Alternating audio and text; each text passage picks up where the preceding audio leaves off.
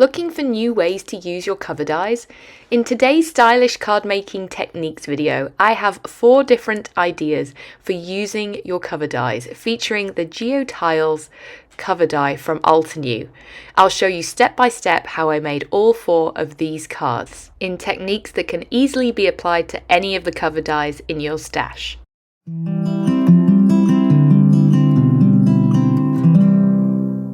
Hi guys, it's Jenny. Welcome to another stylish card making techniques video. As I said, I'm going to be featuring this Geo Tiles Cover Die today. It was recently released by Ultraviolet and it has got a really fun, kind of funky modern pattern on it. And of course you can always just die cut it and stick it on the back of your card, but I want to show you some different techniques that you can use with your cover dies today. Starting off, I have got a mat and I'm going to be using watercolor cardstock. This is actually black watercolor cardstock.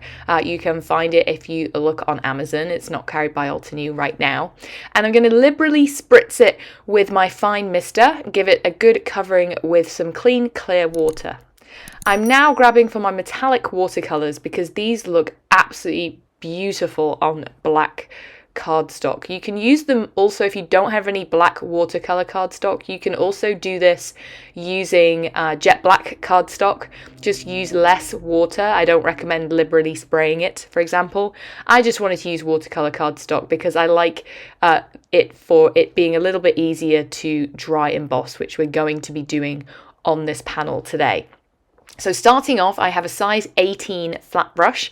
This comes in one of the sets of brushes that Ultraviolet carries.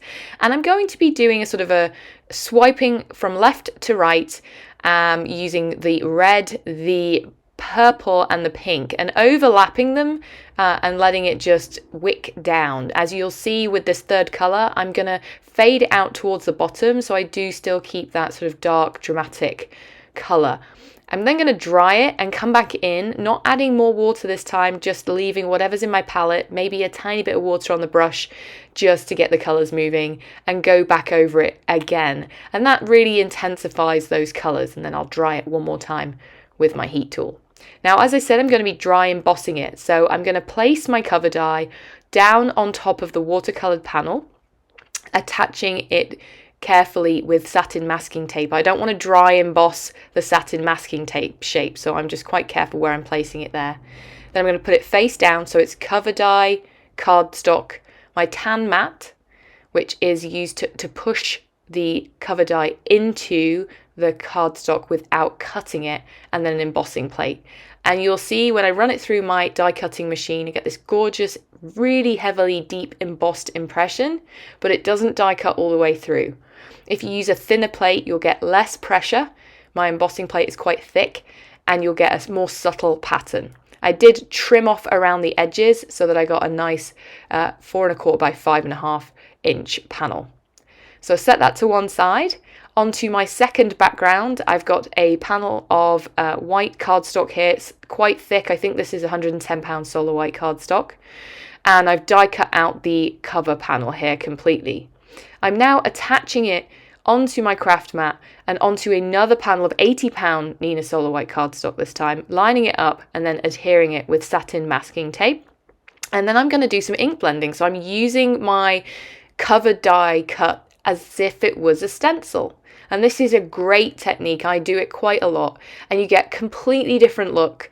And I like to fade out ink blending when I do this. So I get a focal sort of blend in the center of a white cardstock panel.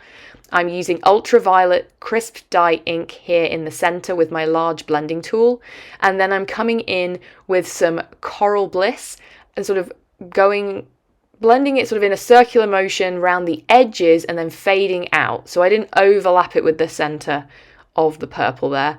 And that gives that really nice sort of subtle, sort of delicate look. And it really sort of takes away from that really graphic modern design, I think, when you use the softer colours and fade it out. For my third background, I'm using some pattern paper. I have the alcohol ink background panels of paper, and I've die cut out the cover die from it. I've left the pieces as best as I can in the cardstock, and then I'm adding some foam squares to the back of the larger areas, these larger triangles. I'm then using that stencil that we cut out previously, overlaid it on my white panel of cardstock, and then I can adhere down those triangles. And then I'm going to follow that stencil so it's easily laid out for me. I'm also going to do the same with the circles using some glitter cardstock. And then I can just gently lift up that stencil and it gives this fantastic looking background that is three-dimensional. And it gives a bit of a different look because I'm not adhering all of those triangles in place. Now, of course, that left me with the cover die that I had inked up and used as my stencil and used as my placement guide, and I couldn't resist just using that, adhering it onto another panel of white cardstock, and it gives me 4 backgrounds from just this one cover die. And I'm just going to give you a close-up look at what our backgrounds look like. And I think you'll agree they look very different, even though we use the exact same cover die, especially that third one. All of these techniques can be applied with probably almost any cover die in your stash, and they're just really versatile. Change up the colours. I've gone for a theme of sort of pinks and purples here, and you get some very different looks. Now, to finish off my cards, I'm going to keep it simple and just add some sentiment to them. For this first one, I'm using the Essential Alphas hot foil plate and the matching coordinating die. I've hot foiled it onto white cardstock using Altenews Brush Gold hot foil, and I then die cut it out. And I love the fact that you can cut these all out together, and they have multiples of some more commonly used letters, so I keep a big stash of these and I can spell out words like hey onto my cards. So I actually created these hot foiled letters earlier for a different card, and I had a bunch spare left over, and I just popped those up with foam tape on the front of my card and added a few satin gold sequins to finish. Now, for my ink blended card, I'm going to keep this one layer. This is the Well Red stamp set, and I love bigger sentiment sets where they sort of can fill a bigger area when I have one layer cards. I'm going to stamp this down directly over my ink blending, and I'm using first off Obsidian Pigment Ink. And you'll see when I stamp this down, I do it a couple of times, I'm using my MISTI. It's a little harsh. I don't know why, I just didn't really like the black ink going with that background. I'm not sure why. So I have a little technique that I sometimes do if I sort of change my mind but it's too late and I don't want to ruin my card with black ink. I pull the card down ever so slightly. I've sort of pulled it away from that top right corner very, very, very subtly. And then I'm going to go back over that black ink with some antique gold pigment ink. And I'm going to stamp it down 5 or 6 times actually, because I've got a dry ink pad here and I have got re-inkers now. I need to do it. And I'm going to stamp it down several times, and you'll see it gives a little bit of a shadow. So it almost makes it look 3D, even though it's a one layer card. And I love doing this. It's a really fun technique, and it can help if you wished you hadn't used black ink. For my third card, I'm going to use the Mega Label Love stamp set. This is very bold, very good for modern cards, I would say, particularly when stamped in Obsidian Pigment Ink. And I like the fact that this is a modern, quite geometric background. So this is probably only the second time I've reached for this stamp set, and I don't know why. I should grab it more. And I'm going to stamp this down a couple of times in Obsidian Pigment Ink, and I didn't realize it. I've got some sort of schmutz or something on my either the stamp set or the ink pad, so when it stamps down it's very obvious. You can see, and it's easy to fix. You just scratch off the whatever it was that's stopping the ink adhering and then stamp it down again. You'll see, as if by magic, it's perfect. So I think it's just I had some fluff or something on the stamp set.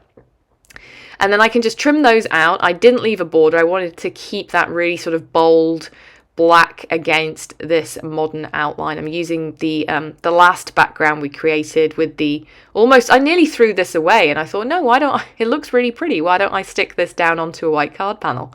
And I'm just going to stick these down at a jaunty angle using some Instant Dimension foam tape by Ultraviolet, and then of course grab some more of those satin gold sequins, adding them here and there with some dots of liquid glue and my handy tweezers. And then for my final card, which I think this background is probably my favourite, I love how those colours look, I am going to die cut out the Be Kind die set. It's actually a layering die set. I'm going to adhere my panel with some Instant Dimension foam tape to a white note card, and on all of my panels I've added 2 top folding note cards. I've created this Be Kind using the Gilded glitter cardstock adhered to vellum, and then I can just pop it up onto some strips of foam tape to finish. And I think there's enough glitz here that I don't need any more sequins. And that finishes my 4th card. I hope this has inspired you to think of out-of-the-box techniques for your cover dies, and I can't wait to see what you come up with. Be sure to like and subscribe on Ultraviolet's channel, and I'll see you again soon. Bye. Hello crafters, Jen here. For more tips, techniques, tutorials, and to discover which paper crafting products are right for you, subscribe to Ultraviolet's YouTube channel. Make sure to hit the notification bell so you don't miss any videos. Thanks for watching.